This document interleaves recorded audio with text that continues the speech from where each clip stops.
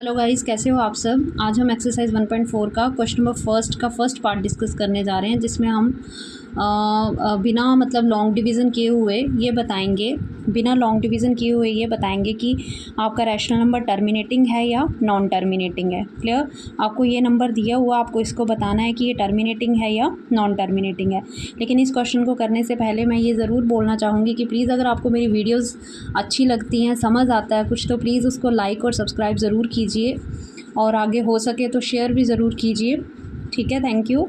अभी देखिए क्वेश्चन को कैसे करना है। ये 13/3125 है।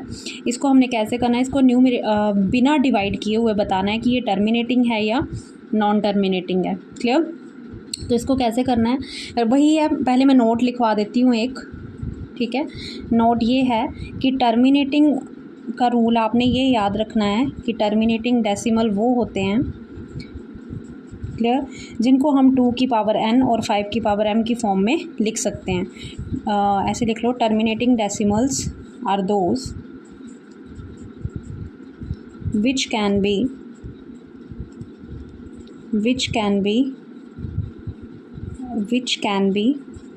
written in the form of 2 की पावर n मल्टीप्लाई 5 की power m। Clear. Terminating decimals वो होते हैं जिनको हम 2 की पावर n और 5 की पावर m की फॉर्म में लिख सकते हैं।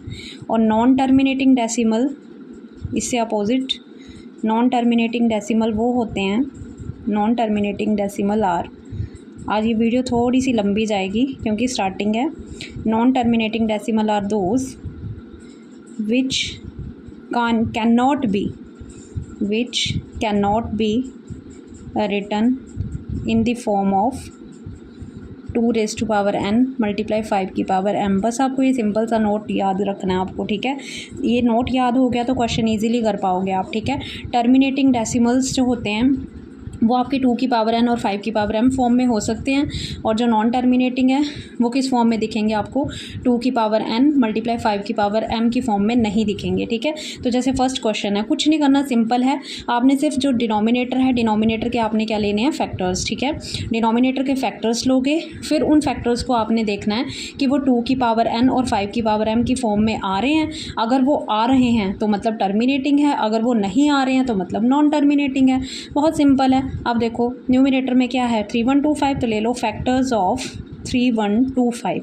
क्लियर। अब फैक्टर्स कैसे निकालते हैं, निकाल लो, सिंपल है, हम एलसीएम लेते हैं। 3125 का क्या ले लोगे, एलसीएम किससे जाएगा, 5 से, 5 6 30। एलसीएम लेना आता है इसलिए मैं शॉर्ट कर रही हूँ इसको। 5 1 5 2, 5 2 10, 25, 5 1 5, 5 2 10, 25, 5 5 25, 5 1 5। देखो कितने आए, 1 2 3 4 और 5। तो फैक्टर्स क्या है, 1 2 3 4 एंड 5। क्लियर। तो मतलब 5 कितनी बार आ रहा है, 5 बार। अब देखो, अब यहाँ पे आपको 2 दिख रहा है, 2 का है फैक्टर, नहीं है, तो मतलब 2 कितना है आपका, 0।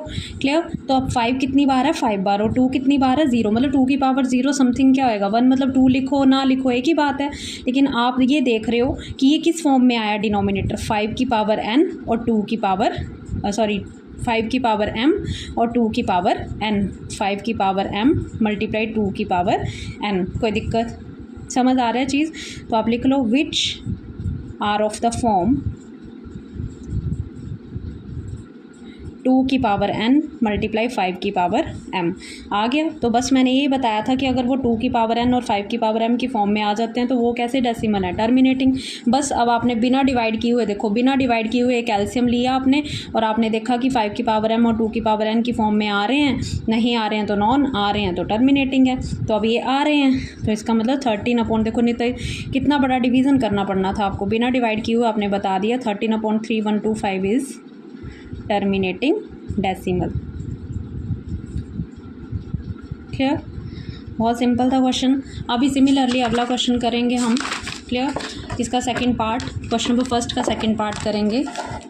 ठीक है जी, क्वेश्चन नंबर फर्स्ट का सेकंड पार्ट क्या है, देखो ज़रा, क्वेश्चन नंबर सेकंड 17/8। क्लियर। अब 17/8 को भी वैसे करना है, मैंने बोला डिनोमिनेटर को देखना है, तो किसके फैक्टर्स लोगे, डिनोमिनेटर के फैक्टर्स ऑफ 8 आर। ठीक है, विच इज़ इक्वल टू, ले लो साइड में एलसीएम 8 का, 2 4 ज़ा 8, 2 2 ज़ा 4, 2 1 ज़ा 2, कितना आया, 2 कितनी बार आ रहा है, 3 बार आ रहा है।